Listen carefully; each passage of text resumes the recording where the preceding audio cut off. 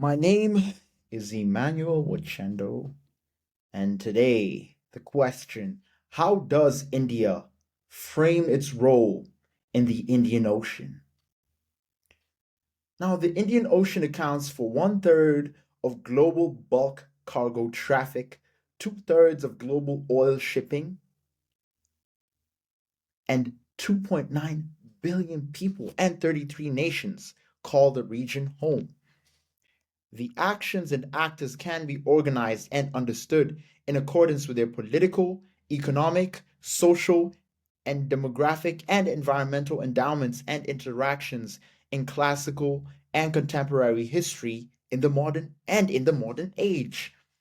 The Kanargi endowment counts China, Saudi Arabia, the United Arab Emirates, Turkey, and Russia as the important emerging geopolitical actors on the Indian Ocean.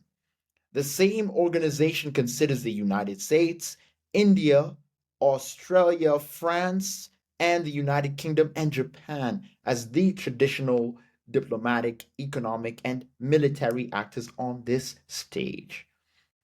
Now, India itself has 7,500 kilometers of coastline and 14,500 kilometers of navigable waterways, 212 active ports, and 12 of these ports are owned and operated by the government.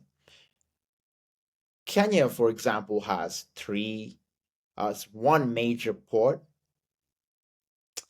perhaps two minor ports. So that just um, helps to scale the the magnitude, right, in a sense, of India's connectivity to the Indian Ocean and the rest of the world through its ports.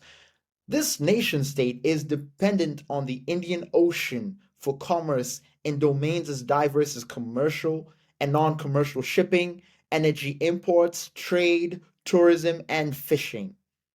For the Indian Navy, the area covering the eastern coast of Africa all the way to the Andaman Sea is a priority area of operations.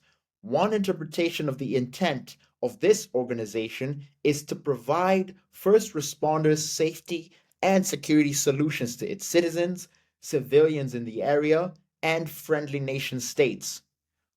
Furthermore, one can see how India intends to defend its own interests and the shared interests of its partners. One example of the Indian Ocean the primacy of the Indian Ocean in the calculus of the Indian maritime interest is the provision in the year 2021 of a $100 million line of credit to Mauritius for security and military expenditures. India also signed a 50 million US dollar agreement with the Maldives for the purpose of supporting the development of the Maldivian Coast Guard and its security infrastructure.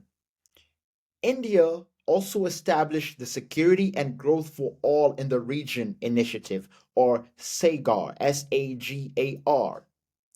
This is a hallmark of India's strategic outlook for the region. All that put together, India is actively pursuing an expanded role in the economic and security life of the residents of the Indian Ocean region.